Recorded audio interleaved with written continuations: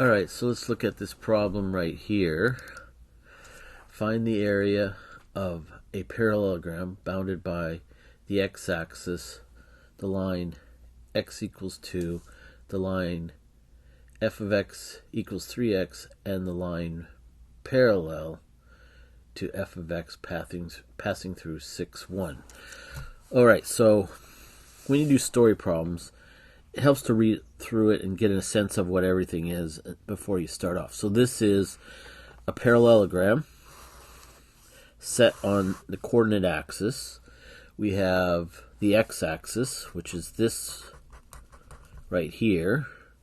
We have the line g of x, which equals 2, like that. Now we have the line f of x equals 3x. Now that goes through the origin because there's no intercept, and then at 1 we can plug in 1 and it's going to go to 3. So we're going to get the line y equals 3x. Alright, so the other thing that we know is that the other end of it is parallel to this, so that means it has the same slope, the equation for that line. So that'd be 3, just like that one. And we know it passes through 6, 1.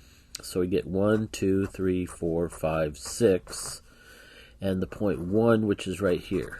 So we know that it's going to go through this thing at a slope of 3, something like that.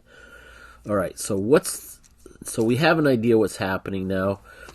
But what we need to know is two things. Well, first of all, what is the area of a parallelogram? That's area is equal to base times height. Well, the height's easy enough. That's this one right here. That's the distance between this vertex and perpendicular to the side. We know that's just to be 2 because that's the distance from the axis to the line y equals 2. Now the other thing, we need this. This is the height, so we know the height's 2. What we need to know is what the base is. Now to do that, what we need to find this value right here, which is the x-intercept of this line. So let's find the equation of that line. We do know the slope is 3 already, and we have a point that goes through it, so we should be able to find the equation. So if I write y equals mx plus b, I know m is 3, I know x is 6, and I know y is 1. So that gives me, well, that's 18. Subtract it over, so we know that b is negative 17. So it gives me the equation 3x minus 17. Now all I need is the x-intercept, and x-intercepts, of course, I know that the y has to be 0. So I plug in 0.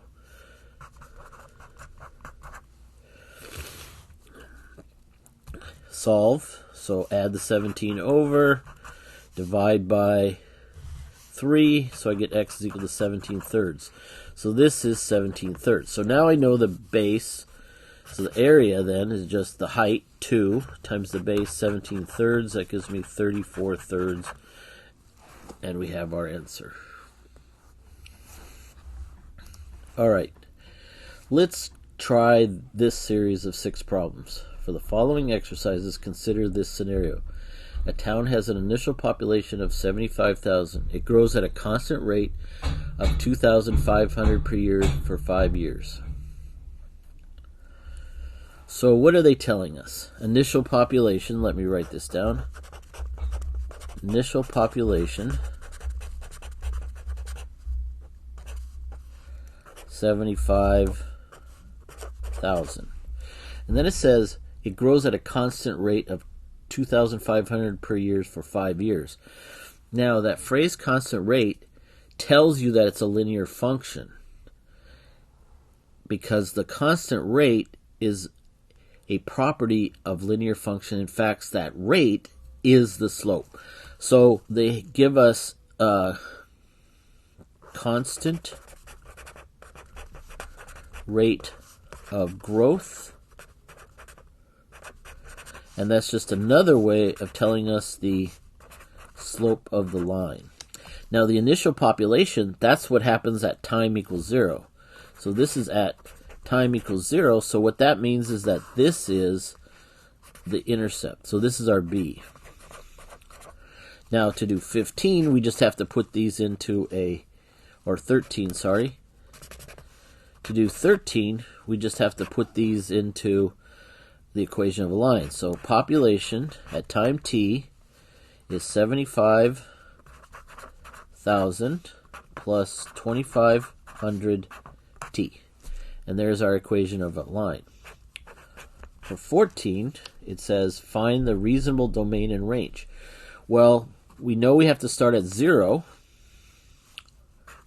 So we know that's our starting place because we're not time travelers, we're not going backwards. And it actually says in the problem for 5 years. So that tells us that we have a 5-year span. So that means that's our domain. 15. If the function p is graphed, find and interpret the x and y intercepts. So 15 is kind of interesting here because we start at 75,000 and we're going up like this for up to 5 years. So what does that tell us? Well, there is no x-intercept. So there's nothing to really interpret there. For the y-intercept, that's our initial population. That's what we start at. All right. How about 16? 16 says if the function p is graphed, find and interpret the slope of the function. Well, it's in the problem. The function is the slope. It's the constant. So that's how you interpret it. The interpretation is that it's the constant rate of growth. That's what the slope is. All right, so let's look at 17 now. When will the output reach 100,000? So, in other words, when would the population reach 100,000? Now, for this one, since this is p, we just set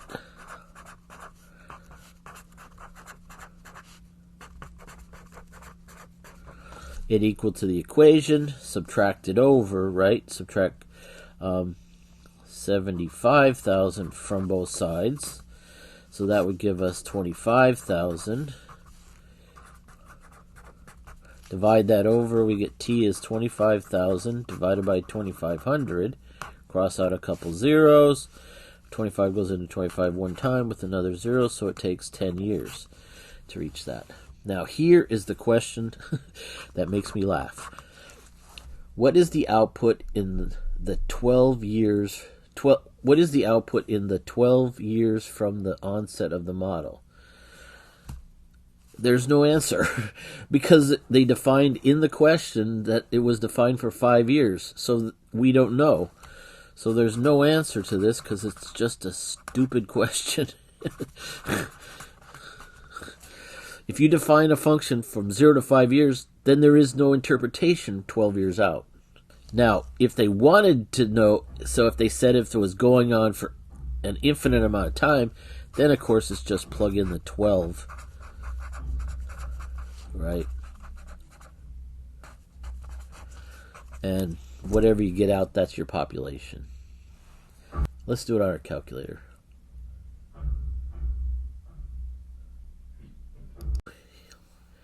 Let's plug in our values that we figured out. 75,000 plus 2,500. Oops, got to hit the right buttons. Times 12 years, the amount that didn't matter, and we get 105,000. Yeah.